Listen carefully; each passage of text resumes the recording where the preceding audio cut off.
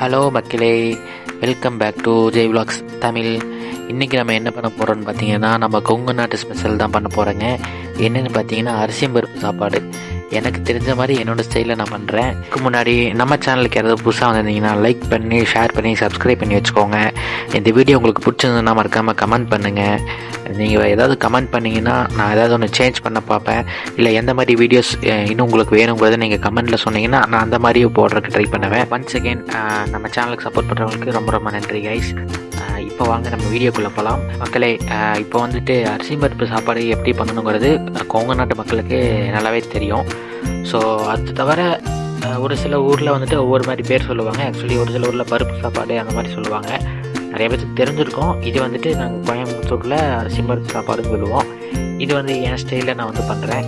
மக்களே, ஒன்றும் இல்லை, தேவையான பொருட்கள் என்னென்னு பார்த்தீங்கன்னா, வெங்காயம், தக்காளி, பூண்டு, அப்புறம் மெயினாக சீரகம். இது மட்டும்தான் மெயின் இன்க்ரீடியன்ட்ஸ்.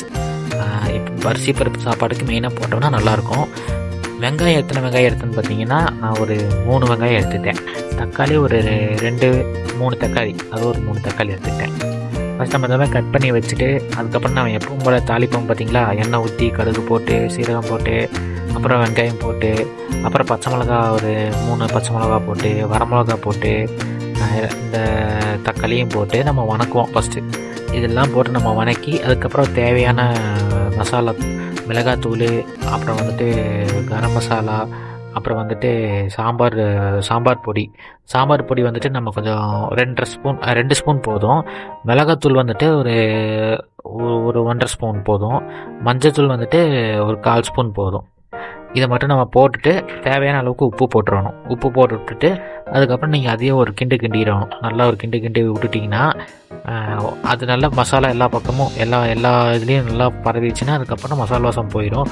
அதுக்கப்புறம் வந்துட்டு நம்ம ஆல்ரெடி அரிசியும் பருப்பையும் ஊற வச்சுருப்போம். முன்னாடியே ஒரு 1/2 hour நான் ஊற வச்சு நல்லா கழுவி ஊற வச்சு தண்ணியெல்லாம் வடித்து எடுத்து வச்சுருந்தேன், தண்ணி ஊற்றி. அதையே அப்படியே நம்ம வந்து இதில் கமுத்தணும் மக்களே.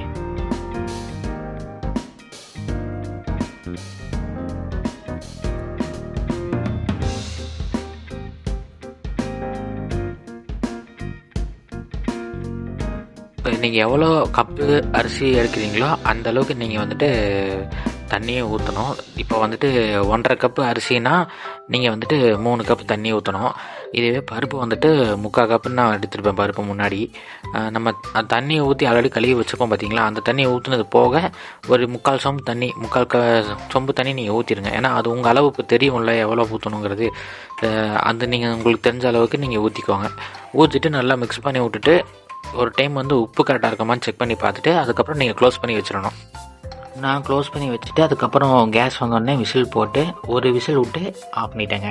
ஏன்னா எங்கள் அரிசிக்கு ஒரு விசில் விட்டாலே போதும்.